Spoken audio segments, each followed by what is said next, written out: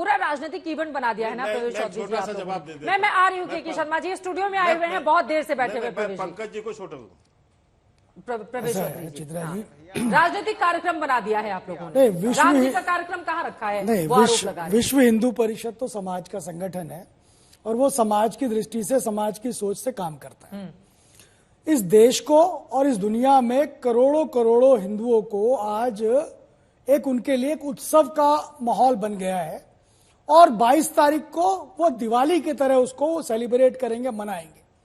क्योंकि ये जो लड़ाई थी, ये लड़ाई जो 500 वर्षों से चल रही थी, ये केवल एक मंदिर मात्र के लिए नहीं हो रही थी, ये जन्मभूमि पर मंदिर के लिए हो रही थी। और इसलिए हो रही थी क्योंकि राम जो है वो भारत की पहचान है, राम भारत की अस्मिता है। इसलिए चित्रा जी, लातूर के अंदर एक वृद्धा आश्रम में काम करने वाली महिला हनुमंत लादे, वो एक महिला काम कर रही है, वृद्धाश्रम में खाना बनाती है, वह भी पैसा एकत्रित करके 51,000 रुपए राम मंदिर के लिए निधि समर्पण में देती है। यही नहीं, -20 डिग्री टेम्परेचर लद्दाख के अंदर, लद्दाख बुद्धिस्ट एसोसिएशन के जो अध्यक्ष हैं शंटुक जी, वो वहां के सारे गुम्पाओं को इकट्ठा करके राम मंदिर के लिए देते हैं, अनुदान करते हैं। वो 95 वर्ष की महिला जो सिक्किम में बैठी है, सिक्किम में बैठी हुई है, वो त्रिपुरा में जो बैठे हुए लोग हैं जो कहते हैं कि हमारा संबंध है राम जी के साथ, वह सब उसमें योगदान देते हैं।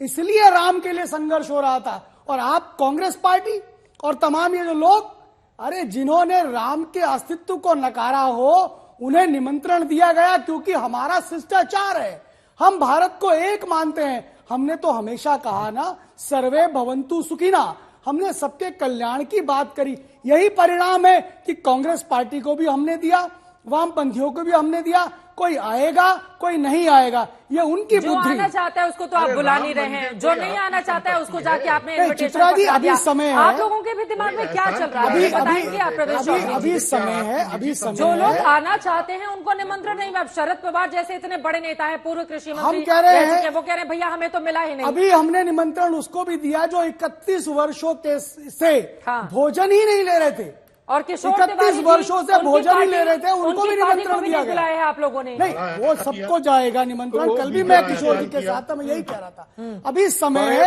समय का इंतजार करिए, आप सबको निमंत्रण मिलेगा। क्योंकि राम मंदिर जो है वो देश की एकात्मकता को स्थापित करने वाला मंदिर है। चित्रा जी, आपको हैरानी होगी कि घाट के ऊपर हाँ, जिम्मेदारी से बोलिएगा कि क्या जितनी भी पार्टियां हैं सभी को बुलाया जाएगा? ऐसा है, किशोर तिवारी जी खुश हो सकते हैं इस बात को लेकर? बिल्कुल बिल्कुल। अभी हमारे विश्व हिंदू परिषद के राष्ट्रीय अध्यक्ष ने यह स्पष्टता कहा, हम सभी सम्मानित जो जन है, जो भी अध्यक्ष है, उनको निमंत्रण देंगे। अब उनके ऊपर देंगे, एक महत्वपूर्ण बात, ठाकरे को निमंत्रण देंगे, शरद पवार को निमंत्रण चित्रा जी, सबको जाएगा।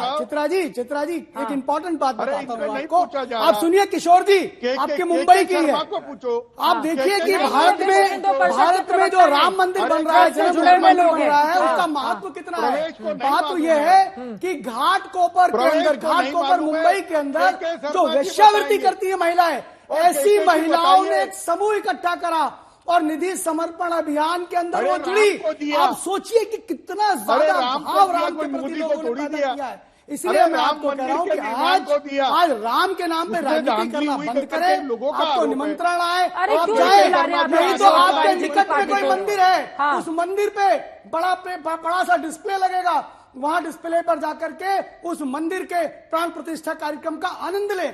देश भर के करोड़ों मंदिरों में इस प्रकार का एक पूरा कार्यक्रम होने वाला है। सवाल का जवाब नहीं दे रहे। उद्धव ठाकरे की पार्टी को निमंत्रण जाएगा नहीं जाएगा? बीएसपी के प्रवक्ता हैं, जिम्मेदारी से बताइए। मैंने कहा, हमारे राष्ट्रीय अध्यक्ष जी ने 2 शब्दों में बात कही है, सभी को निमंत्रण जाएगा। ये आलोक कुमार जी, हमारे कार्यकारी अध्यक्ष ने कुछ समय पहले ये बात कही। कब तक इंतजार करें? इंतजार करिए ना, अभी तो बहुत समय है। आज तो 28 तारीख की है, अभी तो बहुत समय पड़ा हुआ है। वो कह रहे हैं कि आपको प्रवेश जी को नहीं मालूम है कुछ भी। बीएचपी के प्रवक्ता हैं किशोर जी, जो मैं कह रहा हूँ वो विश्वास के साथ कह रहा हूँ, मजबूती के साथ कह रहा हूँ और जानकारी के आधार पर कह रहा हूँ। आप अभी 4-5 दिन वाला स्टेटमेंट निकालिए हमारे राष्ट्रीय अध्यक्ष जी का। अनुराग भदौरिया जी, फिर तो डिम्पल यादव जी जाएंगे, वो कह रही थी निमंत्रण मिला तो जाएंगे, और प्रवेश जी यहाँ पर जिम्मेदारी से बता रहे हैं कि निमंत्रण जाएगा सबको। देखिए, आप समझ गए होंगे, जितनी देर की हम लोगों ने डिबेट की आपको पता चल गया होगा कि निमंत्रण बीजेपी बना रही है। उनको खुद नहीं पता है, वो बेचारे अपनी इज्जत बचा रहे हैं, इसलिए कह रहे हैं कि हम जाएगा, अभी जाने, अभी समय है। उन्हें मालूम नहीं, उन्हें खुद ही नहीं पूछा जा रहा है। ये बीजेपी निमंत्रण भेज रही है, क्योंकि बीजेपी को पता है राम मंदिर के उद्घाटन के नाम पे बीजेपी सिर्फ राजनीति करना चाहती है। वो सोच रही है जनता ने मुझे नकार दिया है तो इसी बहाने से, लेकिन प्रभु राम तो सब जानते हैं, अंतर्यामी है, वो समझ रहे हैं भारतीय जनता पार्टी राजनीति कर रही है। सनातन धर्म में भगवान सबसे बड़ा होता है, भारतीय जनता पार्टी उनसे बड़ी कब हो गई कि हम निमंत्रण भेजेंगे? अरे प्रभु राम बुलाएंगे, सब लोग जाएंगे। लेकिन इससे साफ जाहिर हो गया बीएचपी के प्रवक्ता से, बीजेपी के प्रवक्ता, अरे अनुराग जी, बीजेपी का पार्टी से,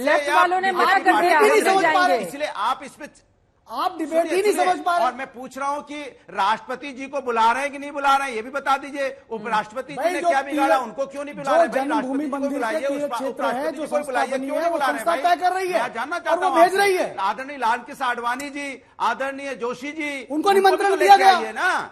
जोशी जी को निमंत्रण दिया गया, आडवाणी जी को निमंत्रण दिया, आप देखिए तो। अरे तो बुलाइए, लेके आइए, राष्ट्रपति जी को निमंत्रण दिया गया है। देश की प्रथम महिला है के शर्मा जी, के शर्मा बुलाएंगे, ठीक है, के शर्मा जी राष्ट्रपति जी को बुलाएंगे, के शर्मा, उपराष्ट्रपति जी को बुलाएंगे। इससे साफ जाहिर होता है कि आप सिर्फ राजनीति कर रहे हो प्रभु राम के नाम पे। प्रभु राम हमारी आस्था का विषय है और आप उस पर राजनीति करना चाहते हो। आप आस्था कहाँ मान रहे हैं? अगर आस्था मानते तो निहत्ते राम भक्तों पे गोली नहीं चलाते आप।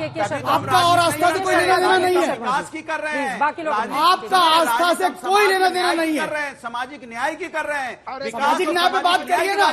आपको जानकारी है, आपको जानकारी है, आपके लिए 15 तारीख को मकर संक्रांति के दिन, जिस दिन ये निधि समर्पण अभियान की शुरुआत हुई, वो वाल्मीकि समाज के मंदिर से शुरुआत हुई। और जिस दिन इस निधि समर्पण अभियान का अंतिम दिन था, उस दिन रविदास जयंती थी। ये होता है सामाजिक न्याय, ये होती है सामाजिक समरसता।